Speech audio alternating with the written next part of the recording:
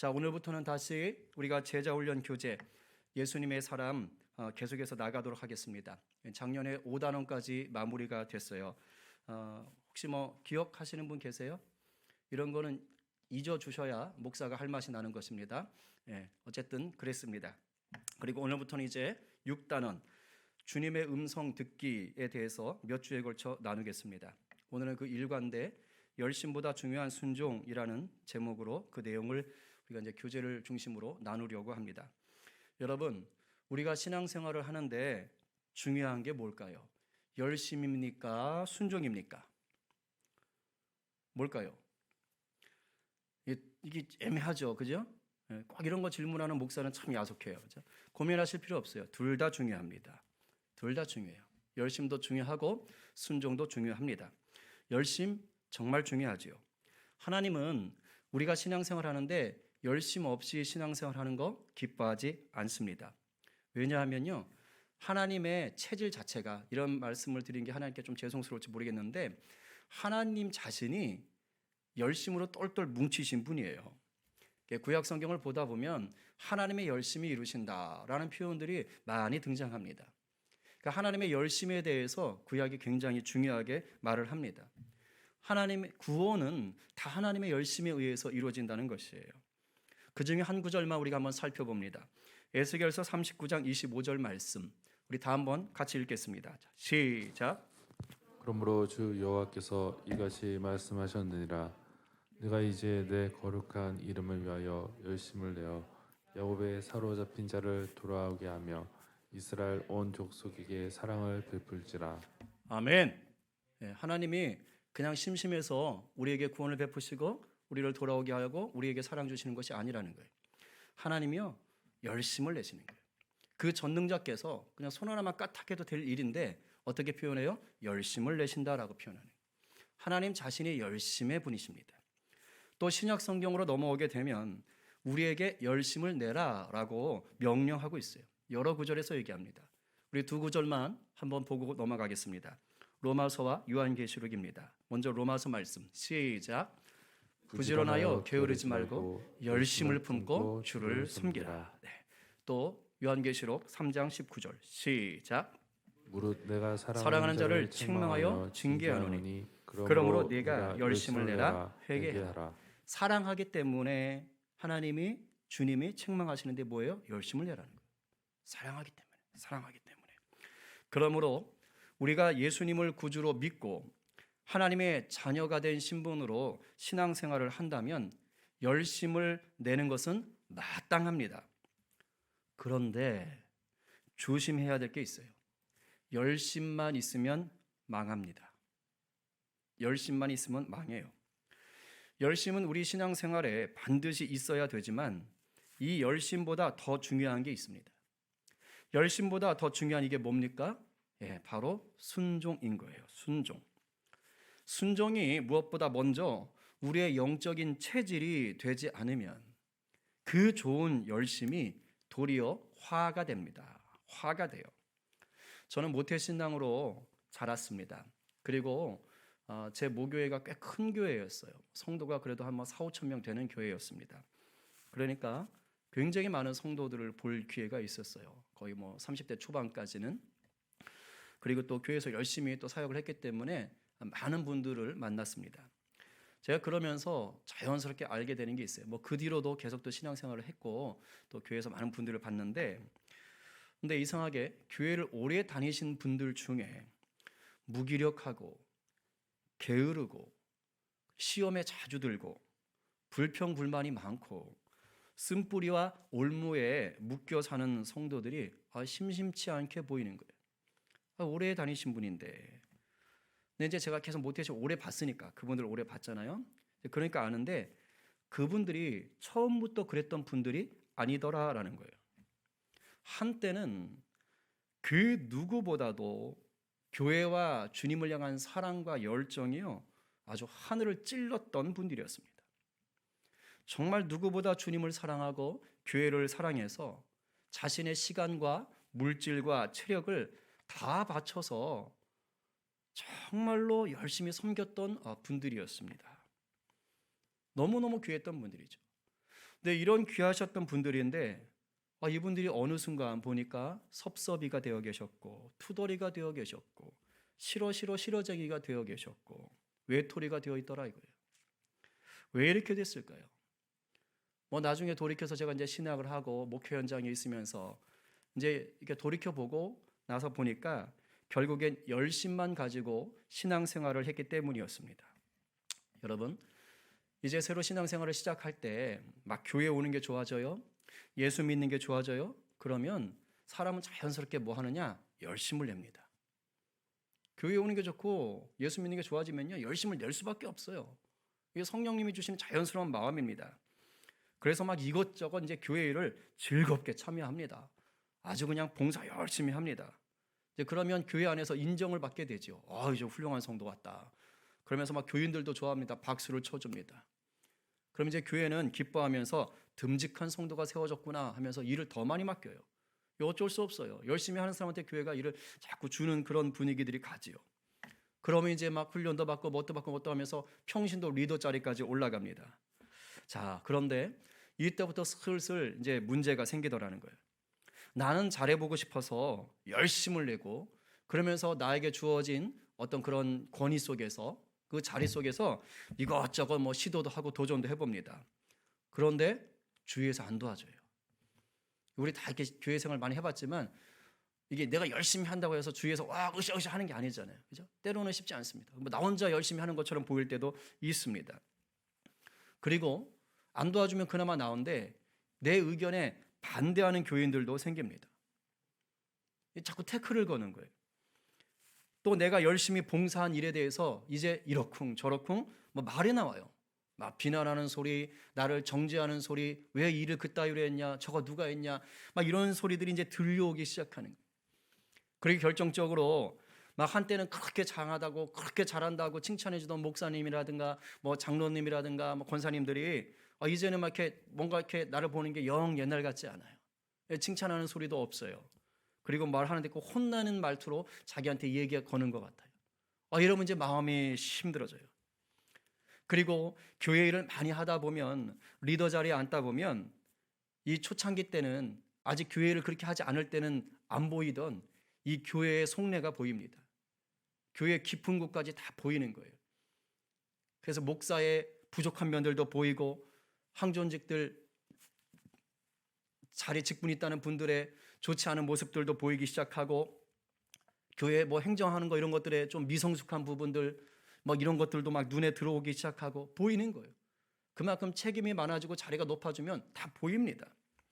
근데 교회는 연약한 인간들이 모이는 공동체인지라 이런 미성숙함이 있는 건 당연한데 이제 이걸 품질 못하는 겁니다. 그냥 눈에 자꾸 거슬려요. 교회가 왜 있다인가 하는 생각들이 자꾸 이제 막 커지는 겁니다. 상황이 이렇게 되면 그렇게도 뜨거웠던 열심은 이제 어떻게 될까요? 점점점 사그라듭니다. 그러면서 뭐가 커질까요? 그 자리에 불만, 상처, 반감 이런 것들이 자라기 시작하는 거예요. 이런 게 자라기 시작하면 이제 교회 나가는 게 싫어집니다. 교회에서 뭐 한다 그러면 다 마음에 들지 않아요. 이제 목사님 설교도 귀에 들어오지 않아요. 그저 마지못해 습관처럼 교회 나오는 분들이 생기게 되는 거예요. 제가 그런 분들을 여러 봤어요. 옛날에는 안 그랬는데, 한때는 안 그랬는데 그렇게 되더라는 거예요. 네, 놀랍지요? 이게요, 오늘날 우리 시대에만 있는 게 아니더라고요. 이런 일들은 이미 예수님 때부터 있었어요. 성경 속에도 이런 분들이 나오는 거고 그 전에 예수님 오시기 전에도 이런 일들이 있었어요. 대표적인 분이 누구냐? 우리의 신앙 선배 중에서 아주 성경 이름이 많이 나오는 분이 계셔요. 성이 마시인지 아닌지 모르겠는데 이름은 르다인 것 같기도 해요. 마르다. 마르다. 이 마르다가 대표적인 분입니다. 어느 날 예수님께서 베단이라는 동네에 이제 쭉 들어오십니다. 근데 그곳에 마르다하고 마리아가 살아요. 언니 동생이고 그 오빠는 뭐 나사로입니다. 네, 마르다가 예수님 오신다는 소리를 듣고 나서 예수님 우리 집에 모시고 싶다 그래가지고 예수님을 초대했습니다. 식신방을 요청한 거지요. 그래서 예수님이 그러마 가마 이렇게 얘기를 하신 겁니다. 그러니까 너무 기분이 좋은 거예요. 그래서 마르다가 아싸 예수님 신방 오신다 그래가지고 이제 준비를 너무너무 열심히 하는 겁니다. 예수님 맞을 준비를 하는 거예요. 집안 대청소 싹 하고 이곳저곳 이쁘게 뭐 하는 겁니까? 예쁘게 꾸미는 거예요. 인테리어 하는 겁니다. 데코하는 거예요. 그리고 이제 마지막으로 예수님 오시는 날 아침부터 대바람부터 이제 열심히 장봐가지고 그냥 있는 음식 없는 음식 그냥 요리 솜씨를 다 발휘해가지고 음식들을 열심히 만드는 겁니다. 그런데 예수님이 아직 준비가 다 안 끝났는데 와버리셨어요. 아직도 한창 음식 준비하고 있는데 와버리신 거예요. 큰일 났어요. 예수님을 모시게 됐다면 기뻐했던 감정은 다 어디 갔는데 없어지고 이제 마음이 급해진 거예요. 왜 이렇게 일찍 오셨어? 좀만 늦게 오시지 우리 주님. 그래가지고 지금 분지한 겁니다. 분지한 거예요. 그래가지고 막 이거 하랴 저거 하랴 이거 하랴 저거 하랴 왜 이렇게 불은 안 끌어? 막 이러면서 막 이러고 있는 겁니다. 그런데 이놈의 동생 하나밖에 없는 동생 마리아가 하나도 안 도와주네. 그러고선 예수님이 딱 오시니까 어머 예수님 오셨어요 하면서 그냥 득달같이 예수님 앞에 달려가더니 그 발 앞에 딱 무릎 꿇는 거예요. 그러니까 예수님을 쳐다보면서 무슨 말씀하시나 하고 예수님하고 속닥속닥 얘기를 하고 있는 겁니다. 정작 예수님을 신방 오시라고 초청한 건 자긴데 언니 마르다인데 지금 재미는 누가 봐요? 동생 마리아가 보고 있는 거예요. 정작 자기가 모셨건만 동생이 예수님하고 즐겁게 대화 나누면서 기쁨을 누리고 있는 거예요. 이걸 보니까 그냥 언니 마르다가 속이 부글부글 끓기 시작한 겁니다. 동생에게 화가 난 건 거예요. 열받았어요. 그런 동생을 그냥 두시는 예수님도 이제 서운한 겁니다. 그래서 마르다가 예수님한테 찾아가서 가까이 가서 이렇게 말을 합니다. 한번 쉬운 성경으로 읽어보겠습니다. 자, 시작. 주님, 저 혼자 이 모든 접대를 하는데 제 동생이 저를 거들지 않는 것을 아무렇지도 않게 생각하십니까? 저를 도우라고 말씀해 주십시오. 참 여러분들은 점잖게 읽으시는군요. 네, 정말 양반들이십니다. 그죠? 자, 그래도 한번 생각은 해보세요. 자, 여러분 생각에는 저 말을 하는 마르다의 얼굴 표정이 어땠을 것 같습니까? 저 말을 하고 있는 마르다의 말투가 어땠을 것 같아요? 여러분처럼 거룩하고 경건하게 읽었을 것 같아요? 온화하고 사랑이 가득한 표정으로 예수님께 말했을까요? 주님, 저 혼자 이 모든 접대를 하는데 제 동생이 저를 거들지 않아요. 이런 식으로 했을까요? 그렇지 않겠죠. 아마 여러분들 이미 마음속에 그려질 거예요. 그려질 거예요. 그 마르다의 그 열받아 죽겠는데 대놓고 화는 못 내고 꾹꾹 참긴 참는데 어쩔 수는 없고 이런 표정. 최대한 조심스럽게 말은 하지만 그냥 그 가지가 놓친 듯한 그런 어투. 그런 것들이 아마 다 그려질 겁니다. 아마 그랬을 거예요. 자, 그러면 이런 마르다를 보고 있는 예수님의 마음은 어떠셨을까요? 아니, 예수님 신방 오신다고 그렇게 기뻐하던 그런 마르다의 얼굴이 지금 안 보이는 거예요. 그리고 예수님 앞에 보이는 그 모습은 뭐예요? 잔뜩 뾰루통해져 가지고 막 불만을 터뜨리고 있는 마르다만 보이는 것입니다. 예수님이 이 집하고 좀 친하셨거든요. 그러니까 아마 좀 편하게 얘기했을 수도 있을 것 같아요. 근데 마르다가 지금 이렇게 되어 있으니 마음 상해가지고 예수님 그러시면 어떡해요? 막 하면서 약간 따지는 쪽으로 얘기하고 있으니 예수님 마음은 어떻겠습니까? 우리 주님 마음도 힘드셨지 않겠어요? 저러는 마르다가 안쓰러워 보이지 않았겠습니까? 그래서 우리 주님이 마르다에게 이렇게 얘기를 합니다. 역시 쉬운 성경으로 41절 42절 한번 읽어봅니다. 자, 시작. 마르다야, 마르다야, 너는 너무 많은 일 때문에 걱정하며 안절부절하는구나. 그러나 필요한 일은 오직 한 가지뿐이다. 마리아는 그 좋은 쪽을 선택했으니 빼앗기지 않을 것이다. 아멘. 무슨 말씀입니까? 예수님을 위해서 아무런 준비도 할 필요가 없다 이 말인가요? 아니에요. 그런 뜻이 아닙니다. 주님과 친밀함을 누리는 게 본질이란 뜻이에요. 주님과의 친밀함을 누리는 게 본질이다. 자기 열심에 취해서 애쓰다가 마음이 힘들어지는 것보다는 마리아처럼 주님과의 친밀함을 선택하는 것이 옳은 방법이다라는 뜻이에요. 그러니까 오해하시면 안 돼요. 이거 잘못 해석해가지고 뭐 교회 봉사할 필요 없다 하셔야 돼요. 주님을 위해 열심을 낼 필요 없다. 아니요, 열심 내셔야 됩니다. 그런데 이런 봉사, 이런 열심이 어디서부터 시작해서 어떻게 마무리되어야 하느냐 이 말입니다. 주님을 향한 친밀함에서 시작을 해서 주님을 향한 친밀함으로 끝내야 된다, 이 말을 지금 하는 거예요. 그런데 우리를 향한 주님의 뜻, 주님의 음성에 우리가 귀 기울이지 않으면 우리도, 저도, 여러분도 다 마르다처럼 자기 열심에 걸려들어서 이 시험에 들 수가 있다는 것입니다. 어쩌다 한번 들면 괜찮은데 막 이게 쌓여가지고 완전히 넉다운이 돼가지고 모르쇠로 돌아서면 그건 큰일 난다, 이 말이에요. 이러한 마르다와 같은 모습들이 많아요. 이런 마르다의 모습을 보면서 얼마나 안타까운지 모릅니다. 처음에는 얼마나 마음이 귀했습니까? 얼마나 아름다웠습니까? 그런데 자기 중심적인 이 열심을 해결하지 못하니까 그냥 시험에 들고 말았던 것입니다.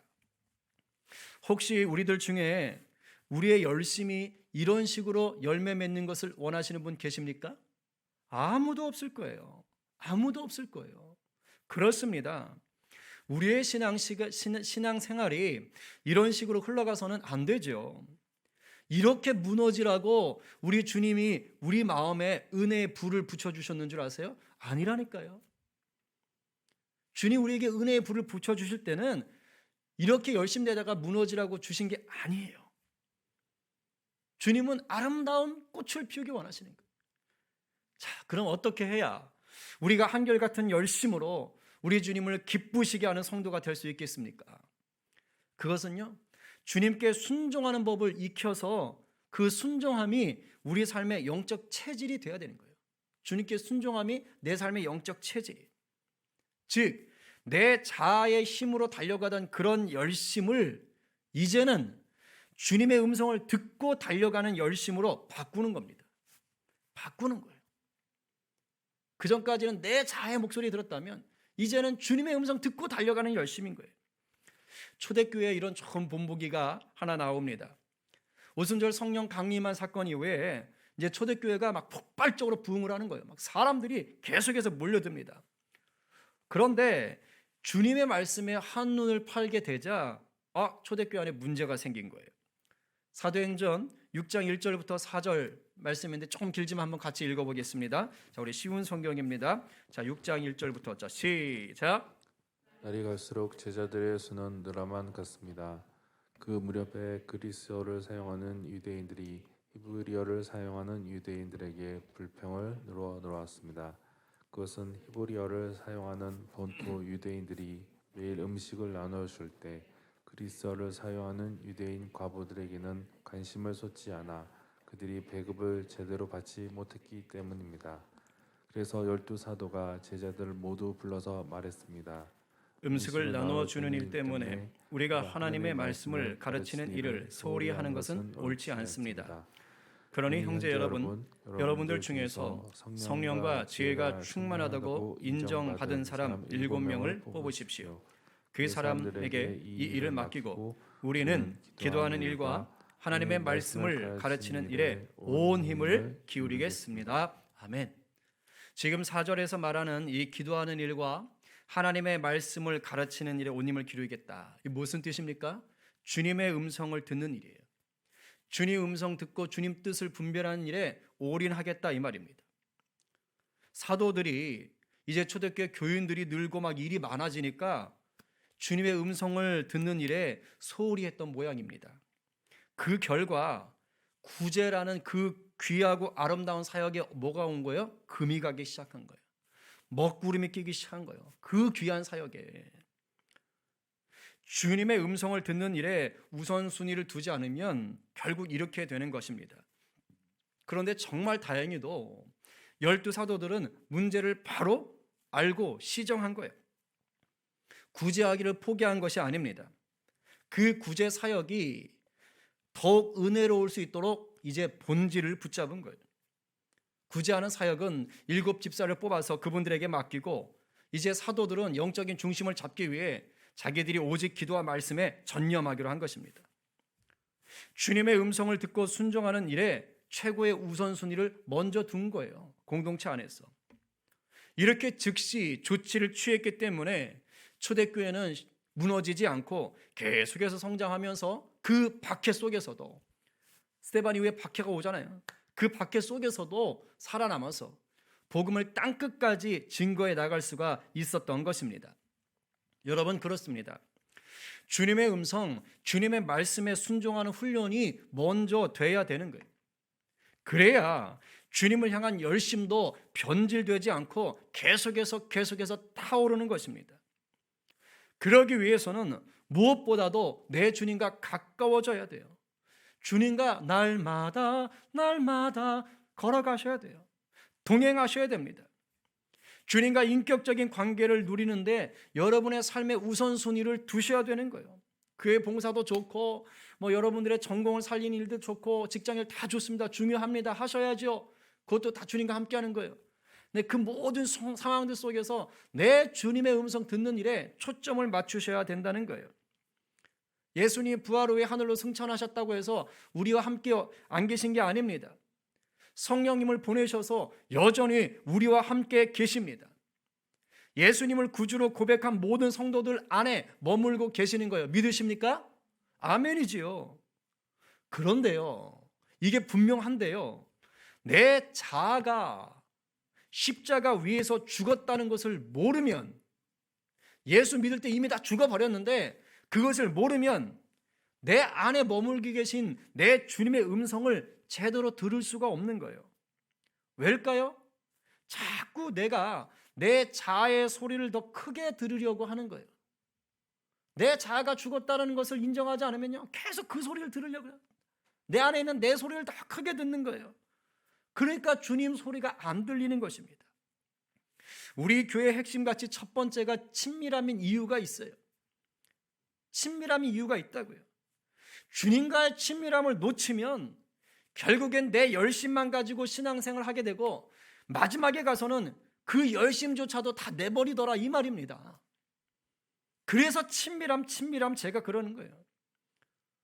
제자훈련 교재에 이런 말이 있어요. 우리가 하나님께 어떻게 쓰임 받는가를 언제부터 주님의 음성에 순종하여 인도함을 받을 수 있었는가에 달려있음을 명심해야 합니다. 무슨 말입니까? 내 열심을 가지고 교회에 열심히 봉사하는 것은 하나님께 쓰임 받는 게 아니라 이 말이에요. 그냥 내가 열심히 한 겁니다. 내 수고일 뿐이에요. 하나님께 쓰임 받는 것은 뭐냐? 주님의 음성에 순종해서 하는 열심인 거예요. 주님의 음성에 순종해서 하는 열심. 그게 하나님께 쓰임 받는다라는 것입니다. 오늘 우리 주님은 이런 제자를 찾으십니다. 교재에 이런 재미있는 예화가 있어서 살짝 각색해서 한번 소개해 드립니다. 어느 수도원의 수도원 원장이 그 많은 수도원 제자들 중에서 유독 제자 한 명만을 편애하더래요. 애제자처럼 편애하더래요. 그런데 다른 제자들이 볼 때 그 원장이 편애하는 그 제자는 편애받을 대상이 아니에요, 볼 때. 왜냐하면 그닥 뛰어난 게 없어요. 얼굴도 못생겼고 초라하고 볼품없고 거기다가 영리하지도 않아요. 뭘 자꾸 까먹고 맹해 보이고 그런 제자인데 수도 원장님이 그 제자를 그렇게 편애하는 겁니다. 그러니까 다른 제자들이 그런 수도 원장을 이해할 수가 없는 거예요. 그래서 하루는 서로 모여가지고 원장님을 찾아갔어요. 따졌어요. 항의했어요. 뭡니까? 이런 식으로 하시면 안 되죠. 그러자 수도 원장님이 모든 제자를 다 불렀습니다. 그리고 그 제자까지 불렀어요. 그리고 내가 왜 얘를 편애하는지를 너희들에게 보여주겠다. 그렇게 말씀하시고는 모든 제자들에게 수도원에서 키우던 닭 한 마리씩을 다 주는 겁니다. 수도원은 이렇게 노동봉사 이런 거 하잖아요. 그러니까 닭 한 마리씩을 다 준 다음에 이렇게 말합니다. 자, 제자들아, 자, 지금부터 수도원 바깥으로 다 나가서 아무도 안 보이는 곳을 찾아서 그곳에서 이 닭을 죽인 후에 그 죽은 놈을 가져오너라, 이렇게 얘기했어요. 아무도 안 보는 곳에서 이 닭을 죽여라, 그리고 가져오라. 자, 이제 저녁이 되자 죽인 닭을 손에 든 제자들이 하나 둘씩 돌아옵니다. 그런데 이 수도 원장이 편애하는 그 제자는 잘 안 와요. 그러더니 제일 마지막에 헐레벌떡 옵니다. 그런데 손에는 펄떡펄떡거리는 살아있는 닭이 있는 거예요. 그 편애하는 제자의 손에만 죽지 않은 닭이 들려 있는 것입니다. 그러니까 이제 그걸 보는 다른 먼저 온 제자들이 여기저기서 이제 비난하는 소리가 나오는 거예요. 아니 쟤는 원장님 소리를 어떻게 들은 거야? 닭을 죽여서 가져오랬더니 그냥 들고 왔어. 야 거기다가 제일 늦게 왔잖아. 저 뻔해 저 어디 가서 퍼져 자다가 이제 헐레벌떡 뛰어올 거야. 아니 원장님 도대체 뭐하러 저런 놈을 좋아하시지? 이해할 수가 없네. 막 이런 얘기들이 여기저기서 들리는 것입니다. 이때 원장님이 그 제일 마지막에 오는 편애한다는 그 제자에게 이렇게 묻습니다. 너는 왜 닭을 산채로 가져왔느냐? 그러자 그 제자가 이렇게 말을 합니다. 예 원장님, 제가 하루 종일 다녔는데 아무도 안 보는 으슥한 곳이 없어서 이 닭을 죽이지 못했습니다. 이 말을 듣자 그 수도 원장이 흐뭇하게 웃으면서 다른 제자들에게 이렇게 말했다는 거예요. 얘들아, 내가 왜 이 제자를 아끼고 사랑하는지 이제 알겠냐? 원장이 왜 흐뭇하게 웃었을까요? 두 가지가 확실했기 때문이에요. 첫 번째는 이 제자는 주님과 인격적인, 살아계신 주님과 인격적인 관계를 맺고 있었어요. 주님과, 살아있는 주님과 관계를 맺고 있는 거예요. 그러니까 자기가 가는 곳이 어디든지 간에 그곳에 주님이 함께 하시는 거예요. 자기가 어디를 가든지 자기와 함께하는 살아계신 주님이 자기를 보고 계신 거예요. 그러니 아무도 없는 곳을 찾을 수가 없었던 거예요. 주님과 인격적인 관계가 확실했어요. 두 번째는 원장의 말을 정확하게 듣고 순종했어요. 대충 안 들었어요. 아무도 보지 않는 곳을 찾으라 그랬거든요. 근데 주님이 계속 보고 계시니까 아무도 보지 않는 곳을 찾을 수가 없는 거예요. 그래서 닭을 못 죽인 거예요. 정확하게 말을 듣고 순종했던 거예요. 실화인지 꾸며낸 얘기인지 모르겠지만 새겨 들을 만한 예화입니다. 여러분은 어떠십니까? 저도 이걸 보면서 제 스스로 좀 많이 또 생각했어요. 오늘은 아침부터 계속 그 기도한 거예요. 주님, 저는 살아계신 주님과 동행하며 살아계신 주님의 음성을 듣고 있습니까? 그리고 아침부터 계속 느닷없이 주의 음성을 들려주소서. 계속 묵상하고 하면서 계속 기도했던 것입니다. 여러분은 어떠십니까? 살아계신 주님과 동행하시며 주님의 음성에 순종하십니까? 아니면 살아계신 주님은 보지 않으시고 그냥 자기 목소리를 따라가고 계십니까? 주님 음성에 순종하지 않는 열심은 교만이고 교만은 결국 멸망으로 끝납니다. 아주 대표적인 사례가 성경에 하나 나와요. 사무엘이 사울 왕에게 하나님의 명령을 전합니다. 애굽에서 이스라엘 백성이 나올 때 그 가는 길을 방해했던 아말렉 족속이 있었어요. 하나님이 이 아말렉 족속을 진멸해라. 사람뿐만 아니라 키우는 가축까지 짐승까지 다 죽여버려. 하나님이 이렇게 아주 그냥 혹독한 명령을 내리셨습니다. 사울 왕에게 그렇게 하라고 시켰어요.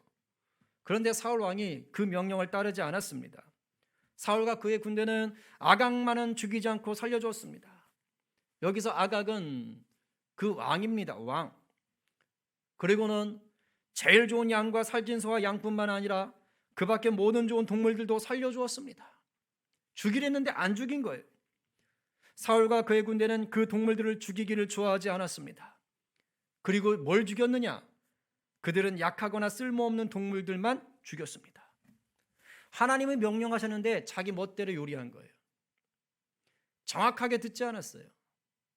듣긴 정확하게 들었는지 모르겠는데 정확하게 순종하지 않았어요. 그리고 나중에 핑계까지 됩니다. 사울왕이 핑계를 대요. 백성들이 하나님께 제사를 지내겠다고 이게 보기에 좋은 동물들을 살려둔 겁니다. 이렇게 핑계까지 됩니다. 그때 사무엘이 사울왕에게 하나님의 말씀을 전달합니다. 이렇게 전달해요. 우리 쉬운 성경으로 읽어봅니다. 우리가 잘 아는 구절입니다. 자, 시작. 그러나 사무엘이 말했습니다. 여호와를 더 기쁘시게 할 것이 무엇이겠소? 태워드리는 제물인 번제물과 그 밖의 제사요? 아니면 순종이요? 하나님께 순종하는 것이 제사보다 낫소. 하나님의 말씀을 듣는 것이 순양의 기름을 바치는 것보다 낫소. 순종하지 않는 것은 점쟁이의 속임수만큼 나쁘고 교만한 고집은 우상을 섬기는 것만큼 나쁘고 당신은 여호와의 명령을 듣지 않았소. 그러므로 이제 여호와께서 당신을 버려 왕이 되지 못하게 하실 것이요. 그러니까 제사를 지내지 말라는 게 아니고 하나님 앞에 거짓 핑계 대면서 하려고 했던 그 제사를 하나님 뭐라고 하셨던 거예요. 불순종에 대해서. 여러분, 사울 왕은요, 온 힘을 다해 열심히 싸웠어요. 설렁설렁 싸우지 않았습니다. 아말렉과 목숨을 걸고 싸웠습니다. 그래서 이겼어요. 그런데 하나님 말씀에 절대 순종하지 않았기에 버림받았습니다. 이게 무서운 거예요. 내 자아만의 열심은 곧 불순종이라는 것을 명심하셔야 됩니다. 그렇습니다. 열심은 중요합니다.